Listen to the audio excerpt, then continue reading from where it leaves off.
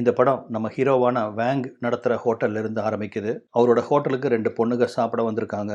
ஒருத்தி மியா, ஒருத்தி கியா. பேரை சொல்ல ரொம்ப ஈஸியாக இருக்குது பாருங்க. ரொம்ப நேரமாக மெனு கார்டவே புரட்டிட்டு இருக்காங்க. அந்த மெனு கார்டுலேயே எந்த ஐட்டம் ரேட்டு ரொம்ப கம்மியாக இருக்கோ அந்த ஐட்டத்தை கொண்டு வர சொல்கிறாங்க.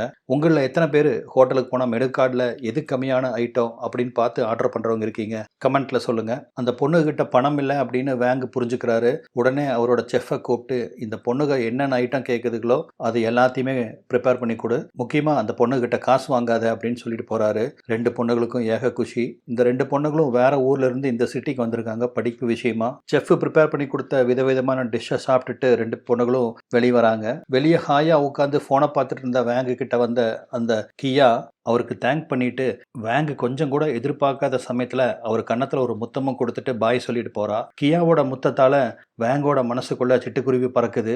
55 வயசுக்கு மேலாகியும் வேங் இன்னும் கல்யாணம் பண்ணிக்கல. ஏன் இது வரைக்கும் அவர் ஒரு பொண்ணை தொட்டதும் கூட இல்லை. கை நிறைய காசு இருக்கு, வகை வகையான கார் இருக்கு, ஆனா அனுபவிக்கிறதுக்கு அவர் வாழ்க்கையில ஒரு பெண் தான் இல்லை. இதெல்லாம் பார்த்துட்டு இருந்த செஃப்பும் அவனோட அசிஸ்டண்ட்டும் ஓடி வந்து எனக்கு என்னமோ அந்த பொண்ணு உங்களை லவ் பண்ணுதோன்னு நினைக்கிறேன் சார் அப்படின்னு அசிஸ்டன்ட் சொல்றான். ஏண்டா ஒருவேளை சோறு போட்டாலே காதல் வந்துருமா? அப்படியெல்லாம் இல்லடா அப்படின்னு வேங் மறுக்கிறாரு. அப்படின்னா எதுக்காக உங்க கன்னத்துல முத்தம் கொடுத்தாலாமா அப்படின்னு செஃப் கேட்க, சாப்பிட்டதுக்கு நான் பில்லு வாங்கல இல்ல, அந்த சந்தோஷத்துல முத்தம் கொடுத்துருப்பாடா, போய் வேலையை பாருங்கடா போங்கடா அப்படின்னு அவனுங்களை அங்கிருந்து முடிக்க விடுறாரு. ஆனா வேங்குக்கு மனசுக்குள்ள என்னவோ பண்ணுது. இந்த புதுவிதமான ஃபீலிங்க அவர் இது வரைக்கும் உணர்ந்ததே இல்லை. முதல் முறையா உணர்றாரு. வேங் ஒரு விதமான பரவசத்துல மந்திரிச்சுட்ட கோழி மாதிரி உட்கார்ந்துருக்க. அன்னைக்கு நைட்டு திரும்பவும் கியா ஹோட்டலுக்கு வரா. எதுக்குன்னு பாத்தீங்கன்னா, இந்தாங்க சார் நாங்க சாப்பிட்டதுக்கான பில் அப்படின்னு பணம் கொடுக்க வந்திருக்கா. ஆனா வேங் அந்த பணத்தை வாங்க மறுத்தர்றாரு. செஃப்பை கூப்பிட்டு இந்த பொண்ணோட ஃபேவரைட் ஐட்டம் எல்லாம் அந்த பொண்ணுக்கு பார்சல் பண்ணி கொடு, பணம் வாங்காத அப்படின்னு சொல்றாரு. இதனால அவரோட பெருந்தன்மையை பார்த்து கியாவுக்கு ரொம்ப சந்தோஷமாகுது. பக்கத்துல நெருக்கமா உட்கார்றா. கொஞ்ச நேரத்திலேயே அவளோட ஃபேவரைட் ஃபுட்டு பார்சல் வர அதை வாங்கிட்டு போகும்போது திரும்பவும் வேங்குக்கு ஒரு கிஸ்ஸை போட்டுட்டு போறா. அவ்வளவுதான், ஆடாம ஜெயிச்சோமடா அப்படின்னு ஒரே சந்தோஷத்துல வேங்கு துள்ளி குதிக்கிறாரு. பார்சலோட வர்ற கியாவை பார்த்து மியாக்கு ஒரே ஆச்சரியமா இருக்கு. இதை வாங்கறதுக்கு பணம் ஏது அப்படின்னு கியா கிட்ட கேட்கறா. அதுக்கு வெற்றி சிரிப்பு சிரிச்ச கியாவும், நான் நினைச்சது மட்டும் நடந்துச்சுன்னா இன்னைக்கு மட்டும் இல்ல, நம்ம படிச்சு முடிக்கிற வரைக்கும் சாப்பாட்டை பத்தி கவலையே பட வேண்டியதில்லை அப்படின்னு சொல்லிட்டு சிரிக்கிறா. 2 பேரும் சாப்பிட்டு முடிக்கிறாங்க. சரி என்ன உன்னோட பிளான் அப்படின்னு மியா கேட்கவும், என்ன பிளான் நான் கேட்டேன் அப்படின்னு சிரிச்ச கியா, நான் கெஸ் பண்றது மட்டும் கரெக்டா இருந்தா என்னோட முத்தத்தால வேங் இந்நேரம் துள்ளி குதிச்சுட்டு இருப்பாரு, என்ன ஆல்ரெடி ஒன் சைடா லவ் வேற பண்ண ஆரம்பிச்சிருப்பாரு. அது மட்டும் நடந்துச்சுன்னு வையேன், நம்ம படிச்சு முடிக்கிற இந்த 3 வருஷமும் சாப்பாட்டை பத்தி நம்ம கவலைப்பட வேண்டியதே இல்லை. 3 வேளையும் நம்மளுக்கு ஃப்ரீயா சாப்பாடு வந்து சேரும் வேங்கு மூலமா. இது தப்பில்லையாடி அப்படின்னு மியா கொஞ்சம் பயத்தோட கேட்கறா. என்னடி தப்பு? இத பாரு மியா, நம்ம கிட்ட பணம் இல்ல, வேங்கு கிட்ட நிறைய பணம் இருக்கு. அதுல இருந்து கொஞ்சம் பணத்தை நமக்காக அவரு செலவு பண்ண போறாரு, அவ்வளவுதானே. இதுல ஒன்னும் அவரோட சொத்து குறைஞ்சிட போகிறது இல்லையே. என்ன நான் சொல்றது சரியா அப்படின்னு சொல்ல, சரிதாண்டி, உன் பிளான் ஒர்க் அவுட் ஆகுமான்னு பார்க்கலாம் அப்படின்னு சொல்லி மியா கண்ணடிக்கிறா. ஒரு சில நாட்களுக்கு அப்புறம் பாத்தீங்கன்னா அந்த 2 பொண்ணுகளும் மார்க்கெட் பக்கமா நடந்து போயிட்டு இருக்க. ஒரு பெரிய கார் வந்து பக்கத்தில் நிக்குது. யாரா இது அப்படின்னு இந்த 2 பொண்ணுகளும் அந்த காரை திரும்பி பார்க்க, காருக்குள்ள இருந்து வேங்கு தான் இறங்குறாரு. 2 பேரும் எங்க போயிட்டு இருக்கீங்க அப்படின்னு அவர் கேட்க, மார்க்கெட் வரைக்கும் போறோம் அப்படின்னு கியா சொல்றா. நானும் மார்க்கெட் தான் போறேன், வாங்க உங்களை கூட்டிட்டு போறேன் அப்படின்னு வேங் ஆஃபர் பண்ண, இல்ல எனக்கு கொஞ்சம் வேலை இருக்கு, நீங்க மியாவை கூட்டிட்டு போங்க அப்படின்னு கியா நைஸா கலந்துக்கிறா. ஏன்னா இவங்க 2 பேர்த்த தனியா விட்டாதானே கியாவோட பிளான் ஒர்க் அவுட் ஆகும். அதனாலதான் மியா தானா கலந்துக்கிறா. ஓகே ஒன்றும் பிரச்சனை இல்லை, நான் கியாவை கூட்டிட்டு போறேன் அப்படின்னு கியாவை டொயோட்டால கூட்டிட்டு போறாரு. மார்க்கெட் தான் கார் போகும்னு பாத்தீங்கன்னா அதுதான் இல்ல. கார் ஒரு பார்க்குக்கு வந்து நிக்குது. 2 பேரும் பார்க்ல வந்து உட்காந்து செல்ஃபி எடுக்கிறது, அவங்கள பத்தி டீட்டெயிலா பேசிக்கிறது அப்படின்னு அன்னைக்கு நாள் ஃபுல்லா பொழுத கழிக்கிறாங்க. திரும்பவும் நைட்டு வேங் கியாவை தன்னோட ரெஸ்டாரண்ட்டுக்கு கூட்டிட்டு வராரு. டின்னர் முடிஞ்சு கியா கிளம்ப ஆரம்பிக்கிறா. வேங் ரொம்ப எதிர்பார்ப்போட உட்கார்ந்துருக்காரு. அவர் எதிர்பார்த்தது வீண் போகல. கிளம்பும் போது கியா அவருக்கு ஒரு முத்தத்தை கொடுத்துட்டு போறா. அவ்வளவுதான், அவர் பாடி இன்ஜின் பயங்கரமா சூடாக ஆரம்பிக்குது. அந்த சூட்டோடையே மறுநாள் காலையில நேரத்துல கியாவோட வீட்டுக்கு வேங் வராரு. கையில ஒரு கிஃப்ட் வேற. கதவை திறந்த கியா அவரை உள்ள கூப்பிட்டு உட்கார வைக்கிறா. அந்த சமயத்துல பாத்தீங்கன்னா மியா இல்ல. வாங்கிட்டு வந்த கிஃப்டை கியாக்கு கொடுத்து அவ சந்தோஷப்படுறத பார்த்து இவர் சந்தோஷப்படுறாரு. பாவமான மனுஷன். வழக்கம் போல அன்னைக்கும் வேங்கு கிளம்பும்போது கியா அவருக்கு ஒரு முத்தத்தை போடுறா. தலைவர் வேங்குக்கு திடீர்னு ஒரு புது உத்வேகம் பிறக்குது. 10-20 வயசு அவருக்கு குறைஞ்சதா உணர ஆரம்பிக்கிறாரு. ரெஸ்டாரண்ட்குள்ள உட்காந்துட்டு ஊ லாலா அப்படின்னு பாட்டு பாடிட்டு இருக்கிற அந்த சமயத்துல செஃப்பும் அசிஸ்டண்ட்டும் வரானுங்க. பாஸ், எனக்கு என்னவோ அந்த பொண்ணு கியாக்கு உங்க மேல ஒரு கண்ணு அப்படின்னு நான் நினைக்கிறேன் அப்படின்னு செஃப் சொல்றான். ஆமாம் பாஸ், அவன் உங்களை பார்க்கறதே அப்படியே பட்டரை போட்டு சாப்பிட்ற மாதிரி தான் உங்களை பார்க்கறா அப்படின்னு அசிஸ்டண்ட் சொல்ல, ஏண்டா நீங்க ரெஸ்டாரண்ட்ல ஒர்க் பண்றீங்க, அதுக்காக உதாரணமும் பன்னும் பட்டர் தான் சொல்லணுமா, வேற ஏதாவது சொல்லலாம் இல்லடா? எனக்கு என்னவோ பயமா இருக்குதுடா, நான் காதலை சொல்லி அவ ஏத்துக்கலனா அப்படின்னு அவர் பயப்படுறாரு. பாஸ், உங்களுக்கு பொண்ணுங்க சைக்காலஜி தெரியாது, நீங்க எப்ப சொல்லுவீங்கன்னு அவ காத்துட்டு இருக்கா அப்படின்னு செஃப் அவரை ஏத்தி விடுறான். வேங்கு உட்கார்ந்து யோசிக்கிறாரு, சொல்லிடலாமா அப்படின்னு. இங்க ரூம்ல பாருங்க இந்த 2 பொண்ணுகளும் என்ன பேசிக்கிறாங்கன்னு. நான் நினைச்ச மாதிரியே அந்த வேங்க என்னோட காதல்ல விழுந்துட்டாரு. இப்ப பாரு, டெய்லி 3 வேளையும் சாப்பாடு நம்மளை தேடி வருது அப்படின்னு கியா சொல்ல, மியா அதை கேட்டு ரொம்ப சந்தோஷப்படுறா. ஏன் சந்தோஷப்பட மாட்டா? 3 வேளையும் ஓசி சாப்பாடு சாப்பிட்டா சந்தோஷம் தான் படுவாங்க. நான் விரிச்ச வலையில அவர் விழுந்துட்டா இருப்பாரு. 3 வருஷத்துக்கு நம்மளுக்கு நீ எதை பத்தியும் கவலைப்படாம இருக்கலாம் அப்படின்னு சொல்லி சிரிக்கிறாங்க. இப்ப வேங் பாத்தீங்கன்னா தினசரி 3 வேளையும் அந்த பொண்ணுகளுக்கு சாப்பாடு கொடுத்து அனுப்பிச்சிடுறாரு. கியாவும் இந்த உறவை நீட்டிக்கணும் அப்படிங்கறதுக்காக அப்பப்ப ரெஸ்டாரண்ட் போய் அவரோட ஃபுட்டுக்கு தேங்க்யூ சொல்ற பேர் வழின்னு அவருக்கு ஒரு முத்தத்தை போட்டுட்டு வரதே வழக்கமா வச்சிருக்கிறா. அப்படிதான் ஒரு நாள் இந்த பசங்க 2 பேரும் செஃப்பும் அசிஸ்டண்ட்டும் உசுப்பேத்தி விட்டுருக்க பயங்கரமா சார்ஜா இருந்த வேங்கு தன்னோட காதலை கியா கிட்ட சொல்லவும், நீ இதுதான் கேப்பேன்னு தெரியும் மாப்பிள, அதுக்கு தான் நான் வெயிட்டிங் அப்படின்னு சொல்லிட்டு 3 வேளை சாப்பாட்டை உறுதி செஞ்சுக்கிறதுக்காக கியாவும் ஒரு கள்ள சிரிப்பு சிரிச்சு அவரோட காதலை ஏத்துக்கிறா. அப்புறம் என்ன, சதா சர்வ காலமும் கியா கியான்னு அவர் பாட்டு பாடிட்டு கியா பின்னாடியே சுத்திட்டு இருக்கிறாரு. அவளை வீட்டுக்கு கூட்டிட்டு வந்து அவர் குகையிலேயே பாம் பிளாஸ்ட் பண்றாரு. 2 பேரும் பயங்கரமா ஒண்ணுமா இருக்க ஆரம்பிக்கிறாங்க.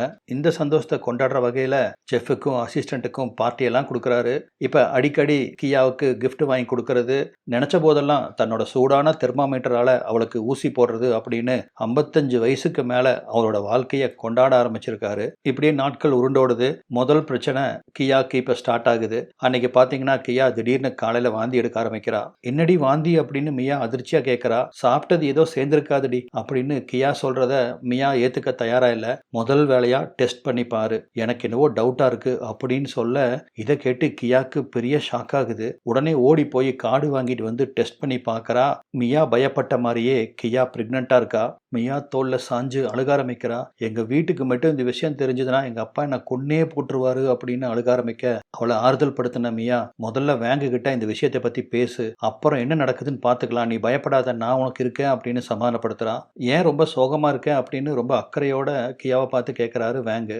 அப்பதான் அழுதுட்டே கியா தான் பிரெக்னண்டா இருக்கிறத சொல்றா. இதை கேட்டு வேங்குக்கு ஆரம்பத்துல கொஞ்சம் ஷாக் ஆனாலும் நான் அப்பா ஆயிட்டேனா அப்படின்னு சந்தோஷப்பட்டு அவளை கட்டி பிடிக்க, வெடுக்குன்னு அவரை தள்ளி விடுறா.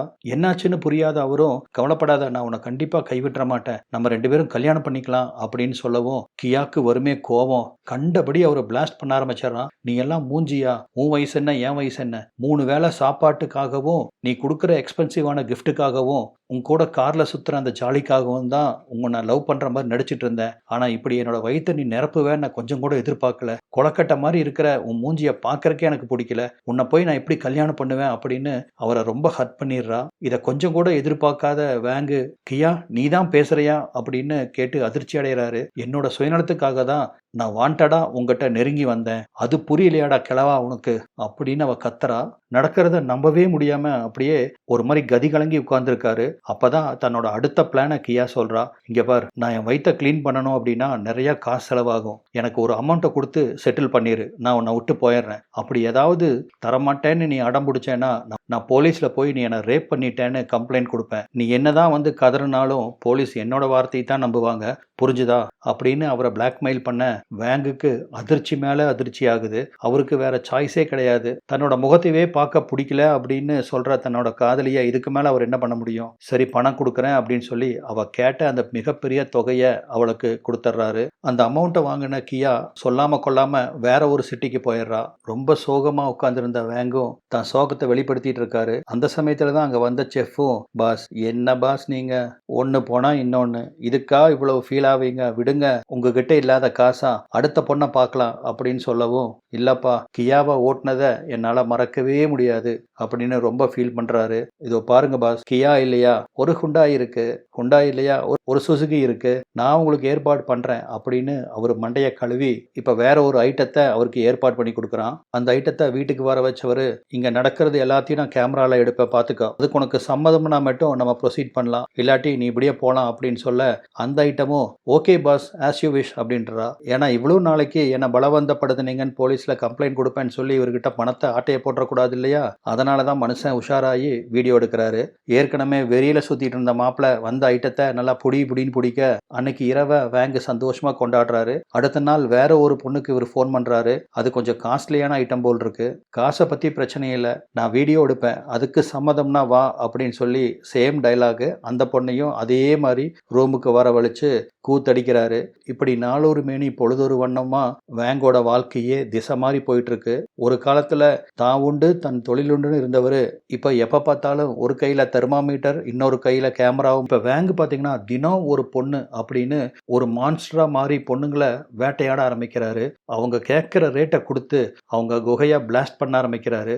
ஒரு நாள் ஃப்ரீயா உட்காந்துருந்த வேங்க பார்த்து செஃப்பும், பாஸ் கொஞ்சம் ஹோட்டலையும் கவனிங்க, நம்ம பிசினஸ் டவுனா போயிட்டு இருக்கு அப்படின்னு சொல்ல, அதையெல்லாம் அவர் காதுல போட்டுக்க தயாரா இல்ல. போடா போய் சமைக்கிற வேலையை பாருடா, பிசினஸ் நடத்துறதுக்கு எனக்கு தெரியும், நீ சொல்லி தராத அப்படின்னு அவனை திட்டி அனுப்பிச்சு விட்டுறாரு. அப்படி ஒரு நாள் அவர் சாப்பிட்டுட்டு இருக்கும்போது தான் பக்கத்துல வந்து செஃப் உட்கார்றான். என்ன பாஸ் ஒரே நைட்ல பயங்கர ஃபேமஸ் ஆயிட்டீங்க அப்படின்னு வேங்கு கிட்ட சொல்ல, என்னடா உளர்ற அப்படின்னு கேட்கிறாரு.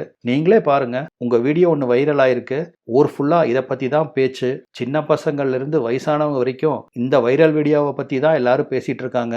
ஆனாலும் சும்மா சொல்லக்கூடாது பாஸ், 25 வயசு பையனாட்டா நல்லா வேலை செஞ்சிருக்கீங்க அப்படின்னு சொல்லவும் வேங்குக்கு தூக்கி வாரி போடுது. ஒரு நிமிஷம் உடம்பெல்லாம் வேர்த்தே போச்சு. எங்க கொண்டா அப்படின்னு அந்த போனை வாங்கி பார்க்கறாரு. பார்த்தா அதுல யாரோ ஒரு பொண்ணை இவர் பயங்கரமா பிளாஸ்ட் பண்ணிட்டு இருக்காரு. இந்த வீடியோ எப்படி லீக் ஆச்சு அப்படின்னு அதிர்ச்சியா செஃப்பை பார்த்து கேட்க, எனக்கு என்ன பாஸ் தெரியும், வீடியோ எடுத்தது நீங்க, ரிலீஸ் பண்ணது நீங்க, என்ன கேட்குறீங்க அப்படின்னு அவன் கேஷுவலா சொல்லிட்டு எந்திரிச்சு போறான். வேங்குக்கு இந்த வீடியோ எப்படி லீக் ஆச்சு அப்படின்னு ஒண்ணுமே புரியல. மறுநாள் காலையில ஒரு ஹோட்டல்ல சாப்பிட்டு இருக்க சமயத்துல செஃப் வேகமா ஓடி வரான். பாஸ் உங்களை தேடி போலீஸ் வந்திருக்கு, எல்லாம் அந்த வைரல் வீடியோ விஷயமா தான் நினைக்கிறேன் அப்படின்னு சொல்லவும், இப்ப என்னடா பண்றது அப்படின்னு பயந்துக்கிறாரு. நீங்க ஒன்னும் கவலைப்படாதீங்க, பின்வாசல் வழியா போய் கார் எடுத்துட்டு முதல்ல வெளியே கிளம்புங்க, மத்ததெல்லாம் அப்புறம் பார்த்துக்கலாம் அப்படின்னு சொல்லி அவரை கிளப்பி விடுறான். இவரும் பின்வாசல் வழியா கார் பார்க்கிங் வந்து கார் எடுக்கலான்னு போற சமயத்துல அங்க வந்த போலீஸ் இவரை கொத்தா தூக்கிட்டு வந்து ஸ்டேஷன்ல உட்கார வச்சு விசாரிக்க ஆரம்பிக்கிறாங்க. வேங்குக்கு ஒண்ணுமே புரியல, யார் இந்த வேலையெல்லாம் பாக்குறது அப்படின்னு தெரியாம முழிக்கிறாரு. அப்லோட் பண்ணப்பட்ட அந்த வீடியோல வேங்கு பல பெண்களோட வாழ்க்கையில விளையாண்டுருக்கிறதாகவும் அந்த பெண்கள் கிட்ட எல்லாம் இந்த வீடியோவை காமிச்சு மிரட்டி காசு பிடுங்கிட்டு இருக்கிறதாகவும் பதிவாயிருக்கு. அவர் ஆக்சுவலா பாத்தீங்கன்னா மேட்ருக்கு பெண்களுக்கு காசு தான் கொடுக்குறாரு. ஆனா போலீஸ் தரப்புல இவரோட நியாயம் எடுபடல, தூக்கி அவரை ஜெயில போட்டுறாங்க.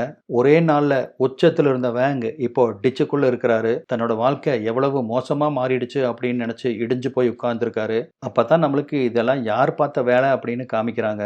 வேற யாரு, செஃப்பும் அவனோட அசிஸ்டன்ட்டும் தான். பாஸ் எப்ப பார்த்தாலும் பொண்ணுக்கு பின்னாடியே சுத்திட்டு இருக்கிறதால ரெஸ்டாரண்ட்ல அவரோட கவனம் சிதறவும் பிசினஸ் கொஞ்சம் கொஞ்சமா குறைய ஆரம்பிக்குது. இப்படியே போனா ரெஸ்டாரண்ட் அவர் இழுத்து க்ளோஸ் பண்ணிடுவாரு. அவர்கிட்ட இருக்கிற பணத்துக்கு இந்த ரெஸ்டாரண்ட் ரன் ஆனாலும் சரி ஆகாட்டியும் சரி அவருக்கு கவலை இல்லை. ஆனா இந்த ரெண்டு பேர்த்தோட வாழ்க்கை இதை நம்பிதான் இருக்கு. அதனால அவரை மிரட்டலாம் அப்படிங்கறதுக்காக நெட்டில் அந்த வீடியோவை இவங்க தான் அவர் போன்ல இருந்து அவருக்கு தெரியாம திருடி அப்லோட் பண்ணியிருப்பாங்க.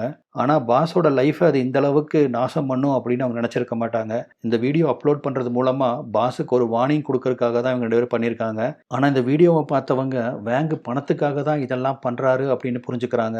இப்ப சாட்சிகள்லாம் விசாரிக்கப்பட்டு இவர் பணத்துக்காக இதை பண்ணல அப்படின்னு ப்ரூவ் ஆகுது. அவருக்கு அகெயின்ஸ்டா போதிய எவிடன்ஸ் எதுவும் இல்லாததால அவருக்கு குறைஞ்சபட்ச தண்டனை கொடுக்கப்படுது. அதே சமயத்துல அந்த செஃப்பும் அசிஸ்டன்ட்டும் அந்த ரெஸ்டாரண்ட்டை இப்ப பழையபடி பிஸியா ரன் பண்ண ஆரம்பிக்கிறாங்க.